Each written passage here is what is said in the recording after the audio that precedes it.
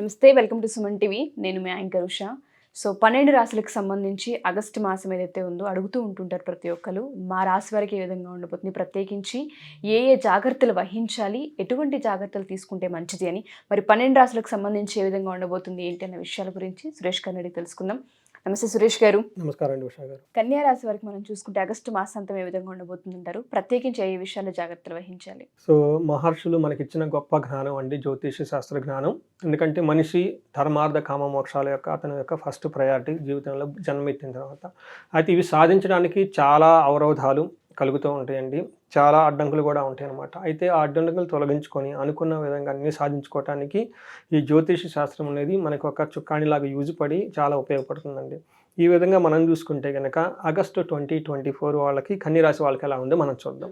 ఈ రాశి వాళ్ళకి ఫస్ట్ వచ్చేటప్పుడు నక్షత్రాలు ఉత్తర 2, 3, 4 పాదాలండి, హస్త 1, 2, 3, 4 పాదాలు, తర్వాత మనకి చిత్త 1, 2 పాదాలు. ఇవి కనుక మన నక్షత్ర ప్రకారం చూసుకుంటే, అదే పేరు బలం కనుక మనం చూసుకుంటే వీళ్ళకి టో, పా, పి, పు, షం, నా, ఠా, పే, పో ఈ అక్షరాలు లేదంటే ఈ మోరార్ల సి సౌండ్తో ఉన్న అక్షరాలతో వాళ్ళ పేరు కనుక స్టార్ట్ అవుతుంటే వాళ్ళు కూడా కన్య రాశి కింద వస్తారని చెప్పుకోవాలి. తర్వాత వచ్చేప్పటికి మనకి గోచారంలో కనుక ప్లానటరీ పొజిషన్ మనకి గ్రహస్థితి ఎక్కడెక్కడ ఉందో కనుక మనం చూసుకుంటే వీళ్ళకి సింహరాశిలో 16వ తారీఖున సూర్యుడు ఎంటర్ అవుతున్నాడండి. తర్వాత వచ్చేప్పటికి 22వ తారీఖున మళ్ళీ అదే సింహరాశిలోకి మనకి బుధుడు ఎంటర్ అవుతున్నాడు. శుక్రుడు వచ్చేటప్పటికి 25వ తారీఖు వరకు మనకి విర్గోలో ఉంటాడు, దానికి ముందు సింహరాశిలోనే ఎక్కువ ఉంటారు. మార్స్ వచ్చేటప్పటికి వాళ్ళకి 26న జెమినీలో ఎంటర్ అవుతున్నాడు, అంటే మిథున రాశిలో. దానికి ముందు వచ్చేటప్పటికి వీళ్ళకి వృషభ రాశిలో ఉంటారండి. తర్వాత ఈ ప్రస్తుతం ఉన్న ఈ కాంబినేషన్ బట్టి కనుక మనం చూసుకుంటే ఫస్ట్ 15 డేస్ ఏమవుతుందంటే అండి, విత్త లాభం.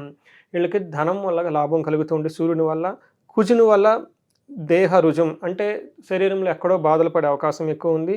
బుధుని వల్ల పరాభవం, ఓకే, అతిగా భయపడేసి అవమానాలు ఎదుర్కొనే అవకాశం ఎక్కువ ఉంది.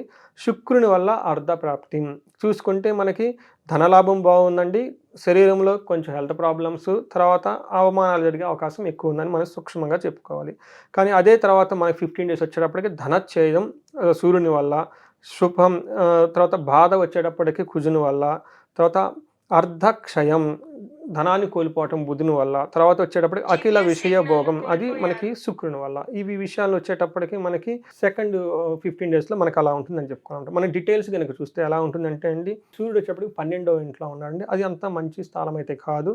అందులోనూ లోహమూర్తితో ఉండటం వల్ల ఏమవుతుందంటే కొంచెం యావరేజ్గా రిజల్ట్ ఉంటుందని చెప్పుకోవాలి. ఎలాంటి విషయాలు వీళ్ళకి అవకాశం ఎక్కువ ఉంటుందంటే పదవి నష్టము, తర్వాత బంధువులకు రోగాలు, ధన వ్యయము, ఎక్కడో ఒక చాలా ఇబ్బంది పడిపోయి చాలా తపన పడిపోయేసి అన్న ఫీలింగ్స్ వచ్చేస్తాయి. మిత్రులతో వైరము, జ్వరము, విచారము ఎక్కువగా ఉంటాయి. అంటే ఈ విషయాల్లో వీళ్ళకి మోడరేట్, అంటే మధ్యస్థంగా ఫలితాలు ఉంటాయి. అంటే అంత మరీ అంత ఇబ్బంది పెట్టే విధంగా కూడా మరీ అంత ఇబ్బంది అంటే బాగుండేవి లేదని మనం చెప్పుకోవాలన్నమాట. కాబట్టి వీళ్ళు 6th హౌస్లో వీళ్ళకున్న ఒక అడ్వాంటేజ్ ఏంటంటేనండి, సూర్యుడు 6th హౌస్ని చూడటం వల్ల ఇది వీళ్ళకి మంచిని ఇస్తాడనమాట. ఎలాంటి విషయాలు అయితే ఏదైనా కనుక ప్లాన్ చేసుకుంటే ప్లాన్ ప్రకారం అన్ని పనులు చక్కగా చేసుకుంటారు. సూర్యుడు ఒక విధంగా ఇబ్బంది పెడుతున్నా, రెండో విధంగా చాలా బాగున్నారు కాబట్టి. తర్వాత శారీరక సుఖము, సంతోషము, వస్త్ర ధన ధాన్య లాభం చూపిస్తాడు. తర్వాత అన్ని కష్టాలు అంతకుముందు ఏమైనా పడి ఉంటే అవి తొలగిపోతాయి. మనసులో ధైర్యంగా ఉంటారు, కార్య అనుకూలత ఉంటుంది. సో సూర్యుడు వచ్చేటప్పుడు వీళ్ళకి కొంచెం ఇబ్బంది పెట్టినా కానీ ఒక 40%, 60% వీళ్ళకి చాలా మంచి చేస్తూ ఉన్నాడు ఈ పైన చెప్పిన విషయాల్లో అండి. తర్వాత వీళ్ళకి వచ్చేటప్పటికి మార్స్ వచ్చేటప్పటికి వీళ్ళకి 9th హౌస్లో ఉన్నారండి, అది సువర్ణమూర్తిగా ఉన్నారు కాబట్టి ఇది అంత అనుకూలమైన టైం కాదు. వీళ్ళు కొంచెం జాగ్రత్తగా ఉండాల్సిన టైము. ఏ విషయాల్లో జాగ్రత్తగా ఉండాలంటే శారీరకంగా బాగా నిరుత్సాహం పడిపోతూ ఉంటారు, హెల్తీగా ఉండరు, యాక్టివ్నెస్గా ఉండదు. ఆ విషయంలో వీళ్ళు కొంచెం మంచి ఫుడ్ తీసుకొని జాగ్రత్తగా ఉండాలి. వీళ్ళకి ఒళ్ళు నొప్పులు వచ్చేసే అవకాశం ఎక్కువ ఉందండి. స్థాన భ్రష్టత్వం, ఎక్కడైనా మీరున్న పొజిషన్లో మంచి కీర్తి ప్రతిష్టలు రాక కొంచెం అవమానాలు పడే అవకాశం ఎక్కువ ఉంది. మీ చుట్టూ మిమ్మల్ని ద్వేషించే వాళ్ళు ఎక్కువ ఉంటారు.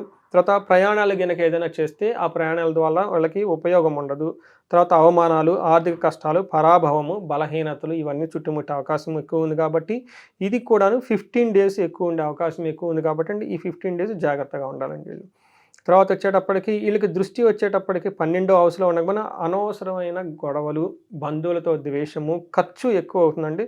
స్త్రీలతో వివాదం అయ్యే అవకాశం ఎక్కువ ఉంది కాబట్టి అది కూడా డబ్బుల గురించి కొంచెం జాగ్రత్తగా మేనేజ్ చేసుకోవాలండి. తర్వాత వీళ్ళు 4th హౌస్ని చూడటం వల్ల కూడా అండి క్రూర బుద్ధి వీళ్ళకి ఎక్కువ కలుగుతుంది. బంధువులతో అతిగా గొడవ పడతారండి. తర్వాత ఆరోగ్య భంగం అవుతుంది. వీళ్ళు బంధువులను ఇబ్బంది పెడతారు, బంధువులు కూడా వీళ్ళని ఇబ్బంది పెడతారు కాబట్టి కొంచెం జాగ్రత్త. స్థానభ్రంశము, తర్వాత హెల్త్ విషయంలో ఇది రైనీ సీజన్ కాబట్టి అండి వీళ్ళకి మోషన్స్, తర్వాత స్టమక్ అప్సెట్ అయ్యే అవకాశం ఎక్కువ ఉంది కాబట్టి అండి కన్య రాశి వాళ్ళు కొంచెం జాగ్రత్తగా ఉండాలండి.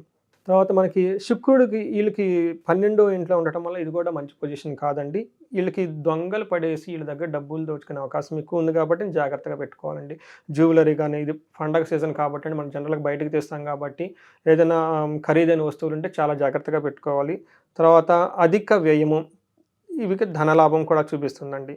తర్వాత వచ్చేటప్పుడు 6th హౌస్లో ఉండటం వల్ల కుటుంబంలో వివాదాలు, ఇది ఓవరాల్గా మనం చూసుకుంటే అవమానాలు, తర్వాత రుణాలు, అప్పులకు సంబంధించి బాధలు, వ్యవహారాల్లో చిక్కులు, అపాయము, డేంజరస్ కలిగే సిచ్యువేషన్లు ఎక్కువగా ఉన్నాయి కాబట్టి అండి ఈ కన్యా రాశి వాళ్ళు కొంచెం జాగ్రత్తగా ఉండాలని మనం చెప్పుకోవాలి. అది మనకు వచ్చేటప్పటికి ఆగస్టు మంత్లో. సో నక్షత్ర ప్రకారం కనుక మనం చూసుకుంటే ఉత్తరా నక్షత్రం కనుక చూసుకుంటే వీళ్ళకి మృష్టాన్నం చక్కగా పార్టీల్లో ఫంక్షన్లో పార్టిసిపేట్ చేసి చక్కటి భోజనం చేస్తారండి. తర్వాత సౌఖ్యంగా ఉంటుంది, అతిగా భయపడతారు, తర్వాత లాభం ఉంటుంది, మరణ భయం ఉంటుందండి. ఏదో అవుతుంది మనకి, ఏదో జరుగుతుంది భయపడే సిచ్యువేషన్స్ ఎక్కువ ఉంటుంది. హెల్త్ బాగా లేకపోవటం అయితేనేమో, ఇంట్లో గొడవలు రావటం అయితేనేమి, ఇది ఒక 15-20 డేస్ ఉంటుంది కాబట్టి ఈ టైంలో వీళ్ళు పేషెన్సీగా ఉంటే నెక్స్ట్ ప్లానెటరీ మూమెంట్ చేరిపోతాయి కాబట్టి బాగుంటుంది. తర్వాత హస్త నక్షత్రం వాళ్ళు కనుక చూసుకుంటే వీళ్ళకి సౌఖ్యంగా ఉంటుందండి. తర్వాత హెల్త్ ఇష్యూస్ ఎక్కువగా వచ్చే అవకాశం ఎక్కువ ఉంది. తర్వాత సౌఖ్యంగా ఉంటారు, లాభంగా ఉంటుంది. అంటే హస్త నక్షత్రం వాళ్ళకి 50% ఉంది. కొన్ని విషయాల్లో లాభము, కొన్ని విషయాల్లో ధనలాభము, సౌఖ్యంగా ఉంటుంది. కానీ అతిగా భయపడి శారీరకంగా ఇబ్బందులు పడే అవకాశం ఎక్కువ ఉంది. చిత్తా నక్షత్రం వాళ్ళు కనుక మనం చూసుకుంటే వీళ్ళు క్షేమంగా చక్కగా ఉంటారు, సౌఖ్యంగా ఉంటారు, మంచి మంచి బ్లిస్ఫుల్ మూమెంట్స్తో హ్యాపీగా గడిగే అవకాశం ఎక్కువగా ఉంది. శారీరకంగా హెల్త్ ఇష్యూస్ ఎక్కువగా ఉంటాయి, దానివల్ల అతిగా భయపడిపోతూ ఉండే అవకాశం ఎక్కువ ఉంది.